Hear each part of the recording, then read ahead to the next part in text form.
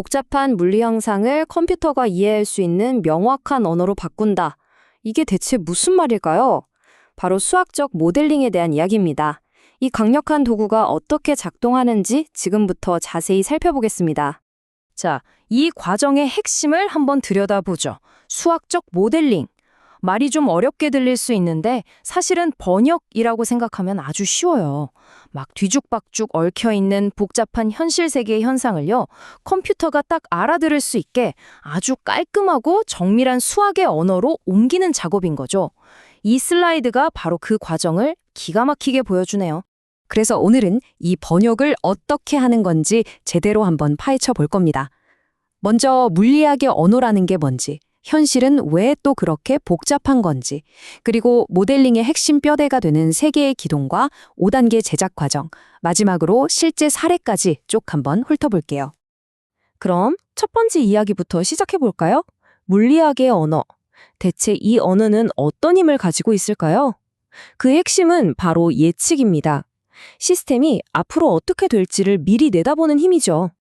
네, 바로 이거예요. 이 문장이 모든 걸 말해주죠. 이 과정이 과학과 공학에서 왜 그렇게 중요하냐면요. 우리 눈에 보이지도 않는 변형률, 온도, 응력 같은 것들의 관계를 수학 공식으로 딱 하고 정의해버리는 거거든요. 그럼 앞으로 어떤 일이 일어날지 미리 알 수 있게 되는 거죠. 대단하지 않나요? 그런데 말이죠. 이 번역이라는 게 생각처럼 그렇게 쉽지가 않습니다. 왜냐하면 우리가 사는 현실 세계가 교과서에 나오는 문제처럼 그렇게 단순하지가 않거든요. 바로 이 지점 때문에 아주 정교하고 복잡한 모델링 기술이 필요한 겁니다. 이 두 그림의 차이를 한번 보세요. 왼쪽은 되게 단순하죠? 어쩌면 손으로도 답을 구할 수 있을지도 몰라요. 하지만 현실의 문제들은요, 대부분 오른쪽처럼 복잡하고 비선형적입니다. 그러니까 원인과 결과가 딱딱 1대1로 맞아떨어지지 않는다는 거죠. 이게 바로 우리가 풀어야 할 진짜 문제입니다. 그래서 우리 앞에는 두 가지 다른 길이 놓여 있어요. 대부분의 현실 문제는 완벽한 정답, 즉 해석적 해를 찾는 게 거의 불가능에 가깝습니다. 그래서 우리가 택하는 길이 바로 두 번째, 컴퓨터를 이용한 수치 해석법이라는 길이에요. 완벽한 정답은 아니지만 아주 정확한 근사치를 찾아내는 거죠. 이게 바로 현대 시뮬레이션의 심장이라고 할 수 있습니다.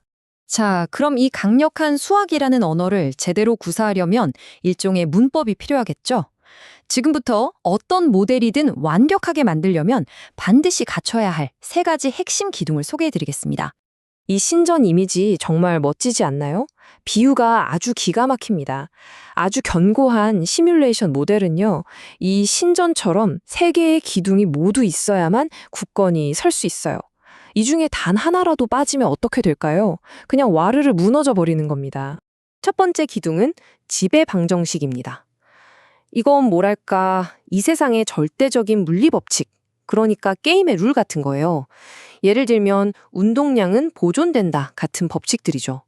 이건 절대 어길 수 없는, 시스템이 무조건 따라야 하는 근본 규칙입니다. 두 번째 기둥은 구성 방정식입니다.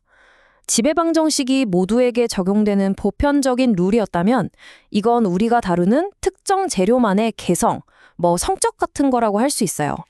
이 강철은 힘을 받으면 어떻게 휘어지지? 이 플라스틱은 열에 어떻게 반응하지? 바로 이런 재료 고유의 질문에 답을 해주는 거죠. 그리고 마지막 세 번째 기둥, 경계 및 초기 조건입니다. 이건 우리가 풀려는 문제의 구체적인 상황 설정이라고 보시면 돼요. 뭐랄까, 연극의 무대의 장치 같은 거죠. 처음 온도는 몇 도였는지, 밖에서 어떤 힘이 작용하고 있는지, 이런 디테일한 환경을 딱 정해주는 겁니다. 자, 이렇게 언어의 문법을 배웠으니 이제 실제로 글을 쓰는 과정은 어떻게 진행되는지 봐야겠죠? 과학자들과 엔지니어들이 대체 어떤 순서로 이 번역 작업을 하는지 한번 따라가 보겠습니다. 바로 이 5단계 파이프라인을 따릅니다. 굉장히 체계적이죠? 먼저 뭘 할지 시스템을 정의하고 여기에 맞는 물리 법칙을 찾고 그 재료만의 특징을 담은 구성 방정식을 만들고 구체적인 조건을 부여한 다음 마지막으로 컴퓨터로 모델을 해석해서 답을 찾는 순서입니다. 처음 세 단계는 일종의 계획 단계라고 볼 수 있어요.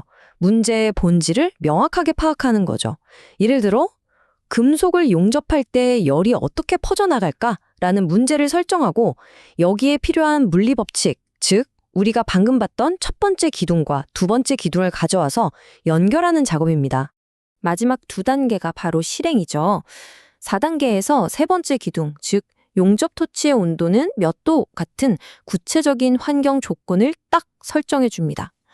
그리고 5단계에서 유한 요속법 같은 강력한 컴퓨터 도구를 사용해서 드디어 우리가 원하는 답을 얻어내는 거예요. 이 유한 요소법이라는 게 뭐냐면요. 복잡한 걸 아주 작은 조각들로 잘게 쪼개서 컴퓨터가 풀기 쉽게 만들어주는 아주 똑똑한 방법이랍니다. 자, 그럼 이론은 이쯤 하고요. 이 모든 과정이 실제 세계에서 얼마나 강력한 힘을 발휘하는지 구체적인 사례들을 한번 볼까요? 수학이 현실을 어떻게 예측하는지 이제 직접 확인하실 시간입니다. 첫 번째 사례는 용접 중인 금속판입니다. 왼쪽이 실제 현상, 오른쪽이 그걸 번역한 수학 모델이죠.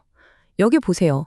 열 전도라는 지배 방정식과 표면 온도 같은 경계 조건을 넣어주니까 용접 과정에서 온도가 어떻게 변할지 이렇게 정확하게 예측해내는 겁니다. 두 번째는 한 단계 더 나아갑니다. 금속을 얇게 펴는 아변 공정인데요. 여기서 정말 흥미로운 점은 이 모델이 단순히 기계적인 변형뿐만 아니라 열 전달 같은 여러 물리 현상이 동시에 서로 영향을 주면서 일어나는 복합적인 상황, 즉 다중 물리 시스템까지 다룰 수 있다는 겁니다. 정말 대단하죠? 네, 바로 이겁니다. 이 모든 이야기의 핵심이 뭘까요? 그건 바로 우리가 비싼 돈과 시간을 들여서 실제 실험을 단 한 번도 하지 않고도 컴퓨터 시뮬레이션을 통해 재료가 어떻게 움직일지 분석하고 예측할 수 있다는 점입니다. 이것이 바로 모델링이 가진 어마어마한 가치죠. 결론적으로 말씀드리자면요. 수학적 모델링은 그냥 책상 위에서 하는 학문적인 연습이 아닙니다.